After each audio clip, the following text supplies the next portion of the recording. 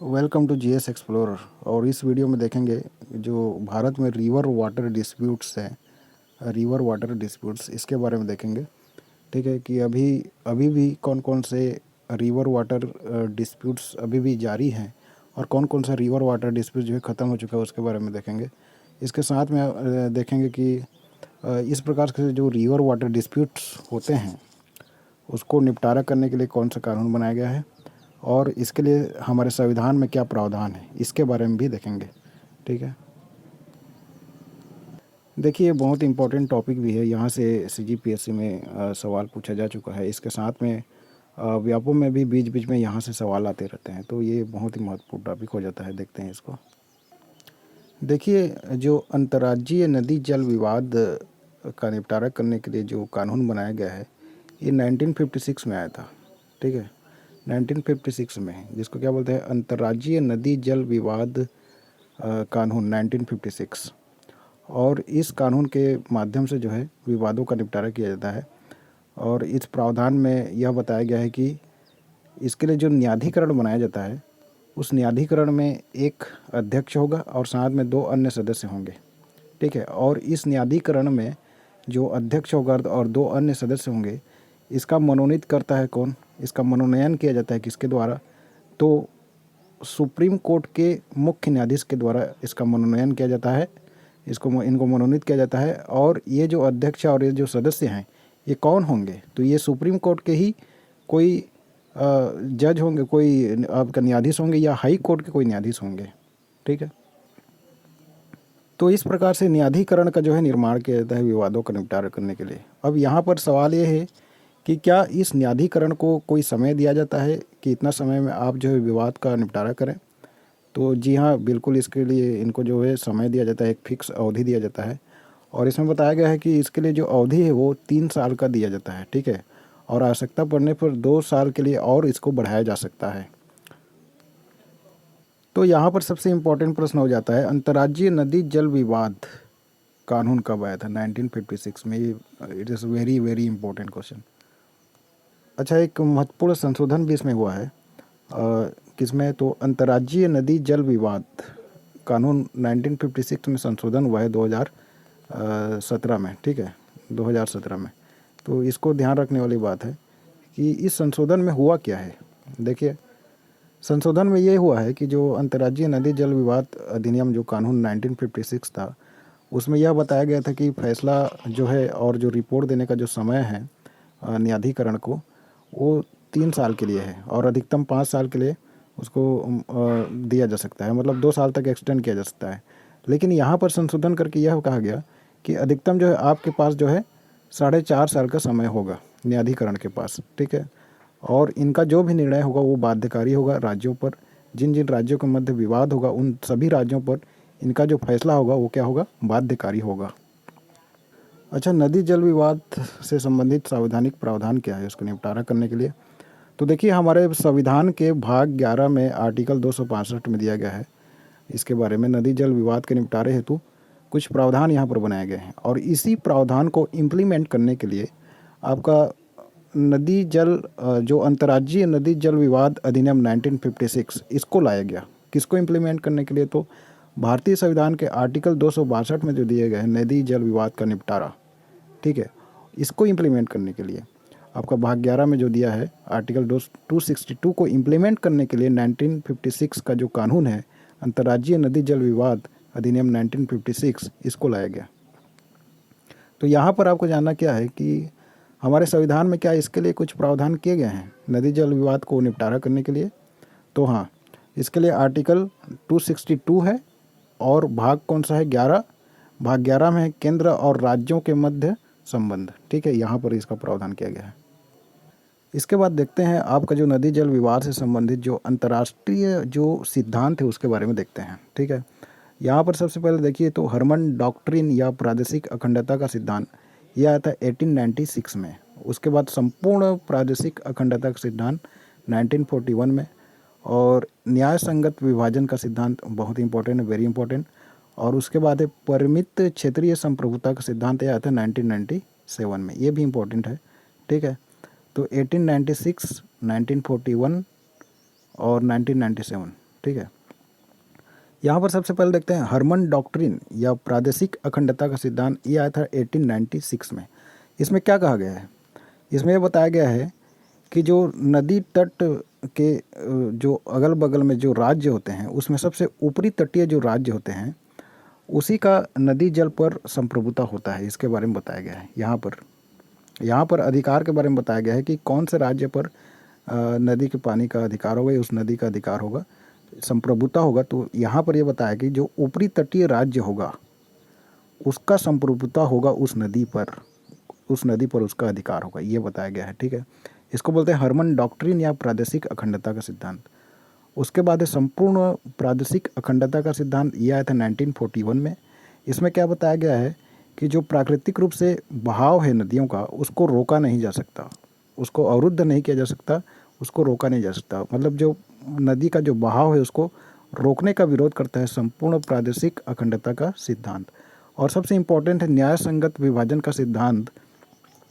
और आपको बता दूं कि इसी न्याय संगत विभाजन के सिद्धांत के आधार पर ही सिंधु, कृष्णा, गोदावरी नदियों के जल का जो बंटवारा है वो इसी आधार पर हुआ है। तो ये बहुत ही इम्पोर्टेंट इसका इम्प्लीमेंट हुआ है हमारे भारत में। ठीक है, सिंधु, कृष्णा, गोदावरी नदियों पर इसका जो है इम्प्लीमेंट किया गया है, न्याय संगत विभाजन का सिद्धांत कहते हैं इसको।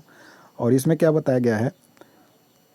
तो इसमें क्या बताया गया है? इसमें यह बताया गया है कि जो नदी जल है उस पर प्राथमिकता किसको दिया जाएगा, मतलब जो नदी के आसपास जो भी राज्य हैं, स्टेट हैं, किस राज्य को कितना प्राथमिकता दिया जाएगा उसके बारे में बताया गया है। ठीक है, तो प्राथमिकता जो दिया जाएगा वो ज़रूरत के मुताबिक जो है प्राथमिकता दिया जाएगा।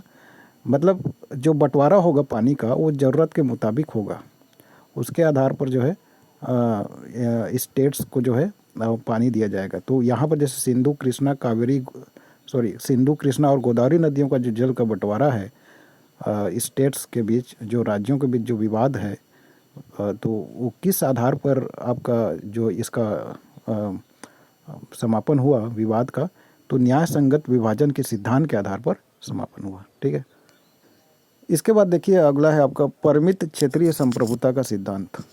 ठीक है, यहाँ पर क्या है? परिमित क्षेत्रीय संप्रभुता का सिद्धांत ये आया था 1997 में। इसमें क्या कहा गया है?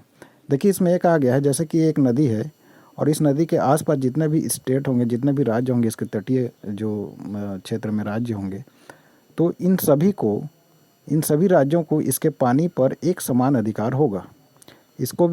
इसको जितना पानी यूज करने का अधिकार होगा, इसको भी उतना होगा, इसको भी। मतलब इसके तटीय क्षेत्र में जितने भी राज्य होंगे उन सबको एक समान अधिकार दिया गया है पानी यूज करने का। ठीक है, तो इन सभी सिद्धांतों में अंतर आपको समझ में आ गया होगा। इसमें हर्मन डॉक्ट्रिन में क्या बताया गया है कि जो ऊपरी तटीय राज्य हैं उसको ज़्यादा अधिकार होगा, उसकी संप्रभुता की बात कही गई है।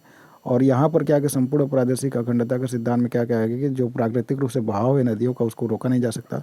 ठीक है, न्याय संगत विभाजन का सिद्धांत क्या बोलता है कि ज़रूरत के हिसाब से जो है प्राथमिकता दिया जाएगा राज्यों को। ठीक है, और उसके बाद आपका परिमित क्षेत्रीय संप्रभुता का सिद्धांत क्या बोलता है कि नदी के तट के आसपास जितने भी राज्य होंगे सबको एक समान अधिकार प्राप्त होगा उसके पानी का उपयोग करने के लिए। ठीक है, तो इसके बाद देखेंगे अपन कि कौन कौन से नदी जो है कौन कौन से स्टेट से होकर बहती है। ठीक है, और उस नदी के पानी को लेकर के कौन कौन से राज्य के बीच में जो है किस प्रकार से जो है विवाद है, इसके बारे में देखेंगे। ठीक है, तो सबसे पहले देखेंगे आपका गोदावरी जल विवाद के बारे में। गोदावरी जल विवाद जो है कौन कौन से राज्य के मध्य है, तो इसको देखिए मैप में स्टडी करेंगे तो ज़्यादा अच्छा समझ में आएगा, लेकिन आप एक बार इसको नाम को देख लीजिए। आंध्र प्रदेश, कर्नाटक, मध्य प्रदेश, उड़ीसा और महाराष्ट्र के बीच में क्या है? गोदावरी जल विवाद है। इसको मैं आपको दिखाता हूँ मैप में। ठीक है, देखिए जो गोदावरी नदी जल विवाद है इसका निपटारा कब हुआ है इसको ध्यान में रखिए। इसका निपटारा हुआ है 1980 में। ठीक है, और आप जानते हैं कि छत्तीसगढ़ का निर्माण 1980 में नहीं हुआ था। ठीक है, साथ में तेलंगाना को भी जानते हैं, उस समय तेलंगाना भी नहीं था, तो ना तो छत्तीसगढ़ था ना तो तेलंगाना था, तो इसलिए दोनों का नाम नहीं आएगा। और आंध्र प्रदेश, आप सोचेंगे कि आंध्र प्रदेश से यदि गोदावरी नदी बहती है तो तेलंगाना भी तो साथ में आएगा, तो तेलंगाना तो उस समय था नहीं, आंध्र प्रदेश था। छत्तीसगढ़ था नहीं, छत्तीसगढ़ जो है मध्य प्रदेश का हिस्सा था, तो मध्य प्रदेश आ जाएगा वहाँ पर। ठीक है, तो इस चीज़ को ध्यान रखेंगे। तो सबसे इम्पोर्टेंट सवाल है कि गोदावरी नदी डिस्प्यूट में, गोदावरी नदी जल विवाद में कौन कौन से स्टेट हैं शामिल हैं या थे बोल सकते हो। तो गोदावरी नदी आप देखें कि यहाँ पर महाराष्ट्र में निकलती है, त्र्यंबकेश्वर से आप जानते हैं, ठीक है। तो यहाँ महाराष्ट्र से निकलती है, फिर इधर आपका आंध्र प्रदेश से होकर जाती है ऐसा, और इस प्रकार से इस टाइप पे जाती है, ठीक है। तो जहाँ जहाँ से जाती है वहाँ पर तो वो जो स्टेट वो तो शामिल होगा ही। तो यहाँ पर महाराष्ट्र शामिल होगा इस विवाद में, ठीक है। कर्नाटक भी शामिल होगा, सॉरी आंध्र प्रदेश भी शामिल होगा। उसके साथ में देखिए ये हिस्सा पहले मध्य प्रदेश था, ठीक है, छत्तीसगढ़ उस समय था नहीं। तो यहाँ पर जाहिर सी बात है यहाँ पर डिस्प्यूट होगा ही। तो यहाँ पर हो गया मध्य प्रदेश भी शामिल हो गया। तो मध्य प्रदेश हो गया शामिल, महाराष्ट्र हो गया, आंध्र प्रदेश हो गया, और पानी का कुछ हिस्सा उड़ीसा में भी जाता है, तो उड़ीसा भी शामिल हो गया। आप सोच रहे होंगे कि कर्नाटक कैसे आ गया यहाँ पर। तो देखिए कर्नाटक में भी पानी का कुछ हिस्सा जाता है, हालांकि वहाँ पर दिखाया नहीं गया है। तो या एक कर्नाटक भी यहाँ पर शामिल हो जाएगा, ठीक है। तो कितने राज्य शामिल हो गए? महाराष्ट्र, मध्य प्रदेश, कर्नाटक, आंध्र प्रदेश, उड़ीसा। 1 2 3 4 और 5 राज्य। तो गोदावरी नदी डिस्प्यूट में कितने राज्य थे? 5 राज्य थे। 1980 में इसका निपटारा हो चुका है, ध्यान रखेंगे। अगला देखिए कृष्णा नदी जल विवाद। कृष्णा नदी जल विवाद का निपटारा जो है आप देखिए 1976 में हो चुका है। और यह किसके किसके मध्य थे यह विवाद? तो आंध्र प्रदेश था इसमें शामिल, कर्नाटक था और महाराष्ट्र था, ठीक है। और इसका निपटारा हो चुका है 1976 में। तो ये अभी विवाद की स्थिति में नहीं है, इसका जो है समापन हो चुका है। 1976 में इसका जो है निपटारा हो चुका है, ठीक है। इसको ध्यान रखेंगे। देख लेते हैं मैप में इसको एक बार। तो मैप में इसको स्टडी करिए एक बार, देखिए मैप में ज़्यादा अच्छा समझ में आएगा। यहाँ पर आपको दिख रहा होगा आपका कृष्णा नदी, ठीक है। यहाँ पर दिख रहा होगा कि कृष्णा नदी जो है महाराष्ट्र से निकलती है, इस प्रकार से यहाँ पर दिख रहा होगा। और ये महाराष्ट्र से निकलती है, फिर कर्नाटक जाती है, कर्नाटक से होते हुए फिर तेलंगाना, यहाँ पर तेलंगाना है, फिर आंध्र प्रदेश है ना। तो उस समय तो तेलंगाना था नहीं, तो आंध्र प्रदेश से होकर जाती है, इस प्रकार से ऐसे जाती है। तो जो स्टेट से होकर जा रही है वहाँ पर तो विवाद होगा ही। तो कौन कौन से स्टेट शामिल है इसमें? एक है महाराष्ट्र हो गया, एक है कर्नाटक और एक है आंध्र प्रदेश। तो ये 3 स्टेट के बीच में विवाद था। 1976 में इसका निपटारा हो चुका है। लेकिन हाँ, यदि कृष्णा नदी जल विवाद 2 बोलेगा, 2 साथ में रहेगा 2, कृष्णा नदी जल विवाद 2, तो उस परिस्थिति में आपको तेलंगाना को भी लेना पड़ेगा, ठीक है। तो यदि कृष्णा नदी जल विवाद 2 कितने राज्यों के मध्य है? तो 4 राज्यों के मध्य है। और यदि कृष्णा नदी जल विवाद बोलेगा तो 3 राज्यों के मध्य था डिस्प्यूट, जो कि 1976 में निपटारा हो चुका है। यहाँ पर देखिए अगला है नर्मदा नदी जल विवाद। नर्मदा नदी जल विवाद किसके किसके मध्य था, ठीक है। तो यहाँ पर देखिए आपका मध्य प्रदेश है ना, आपका गुजरात, महाराष्ट्र और राजस्थान। और इस नदी का जो विवाद है ये 1979 में ख़त्म हो चुका है, ठीक है। इसको ध्यान रखेंगे। अभी फ़िलहाल तो नर्मदा नदी जल विवाद नहीं है, न्यायाधिकरण ने इसको समाप्त कर दिया है, ठीक है। 1979 में इसका निपटारा हो चुका है, ठीक है। देखते हैं मैप में इसको। तो यहाँ पर इसको देख सकते हैं आप, यहाँ पर आपको दिखाया गया है कि ये है नर्मदा नदी, यहाँ से उद्गम होता है, ठीक है। और यहाँ पर इस प्रकार से फ्लो होते हुए इस प्रकार से जा रहा है, इस प्रकार से जा रही है यहाँ पर, ठीक है। और एक चीज़ देखिए यहाँ पर कौन कौन से राज्य स्टेट जो है शामिल है यहाँ पर। तो एक तो मध्य प्रदेश हो गया, ठीक। उसके बाद आपका एक गुजरात दिख रहा है, ठीक है। और यहाँ पर देखिए यहाँ पर बाउंड्री टच कर रहा है आपका महाराष्ट्र का। तो महाराष्ट्र हो गया, गुजरात हो गया, मध्य प्रदेश, 3 स्टेट हुआ। और एक राजस्थान, इनके मध्य जो है विवाद था, ठीक है। अब आप ये सोचेंगे कि ठीक है नर्मदा नदी तो मध्य प्रदेश से जाती है, गुजरात से जाती है, और महाराष्ट्र को भी थोड़ा सा टच कर रही है, लेकिन यहाँ राजस्थान कैसे शामिल हो गया? तो देखिए नर्मदा नदी का पानी का कुछ हिस्सा जो है राजस्थान में भी जाता होगा, ठीक है, जाता है। और इसी कारण से ये भी शामिल है इसमें। तो कितने राज्यों के मध्य यह विवाद था? तो 1 2 3 और 4, ठीक है।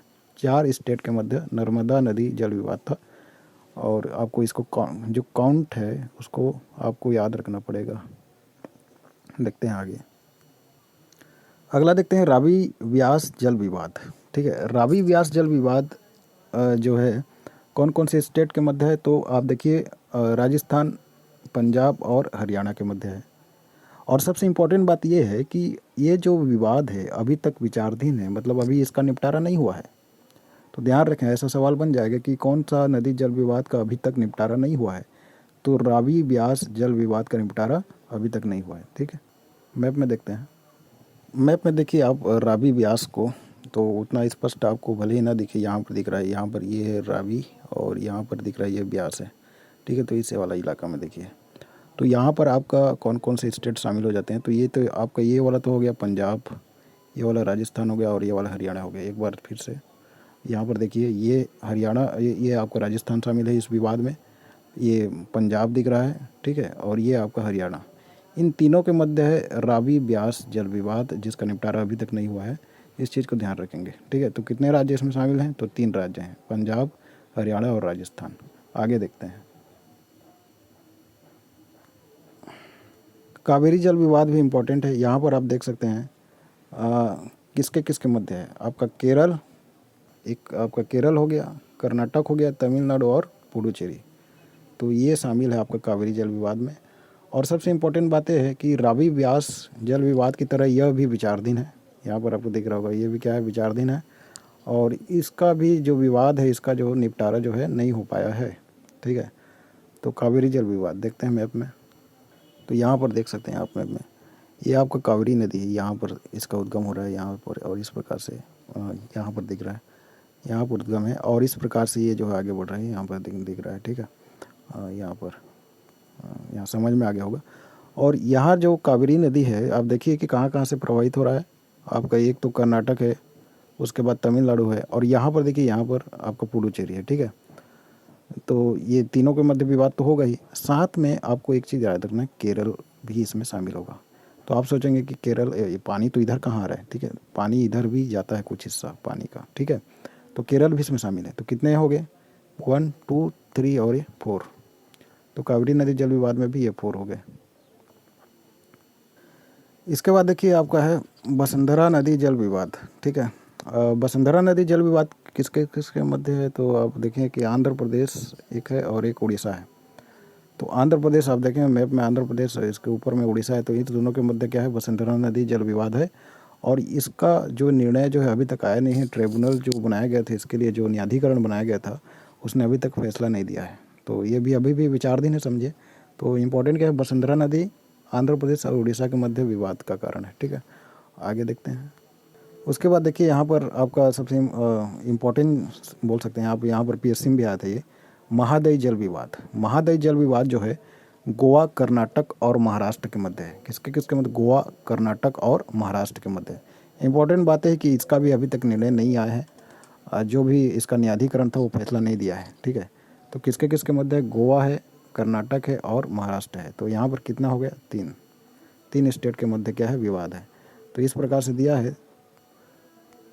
तो महादायी जल विवाद को यहाँ पर आप देख सकते हैं मैं ये आपका गोवा है यहाँ पर, और ये कर्नाटक है और ये महाराष्ट्र है। इस तीनों के मध्य है आपका महादायी जल विवाद, ठीक है।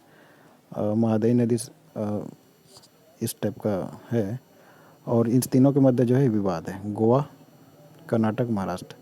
एक्चुअली इसका फ्लो ऐसा नहीं है, इसका फ्लो ऐसा है, महादायी नदी का फ्लो जो है इस प्रकार से है, ये कर्नाटक से निकलता है, ठीक है, इस प्रकार से ऐसा, और इस प्रकार से होता है, ठीक है। एनीवे आपको ये जानना है कि किसके किसके मध्य विवाद है। तो गोवा, कर्नाटक और महाराष्ट्र, ठीक है। एक लास्ट देखते हैं आपका महानदी जल विवाद, ठीक है। महानदी जल विवाद जो है आपका छत्तीसगढ़ और उड़ीसा के मध्य है, ठीक है। और आपका महानदी, महादायी, ठीक है, ये सब जो है आपको CGPSC एग्जाम में पूछा जा चुका है, ठीक है। तो ये जितना भी नदी जल विवाद होते हैं बहुत इंपॉर्टेंट होते हैं, आप उसको ध्यान रखिए। मिलते हैं नेक्स्ट वीडियो में, धन्यवाद, ठीक।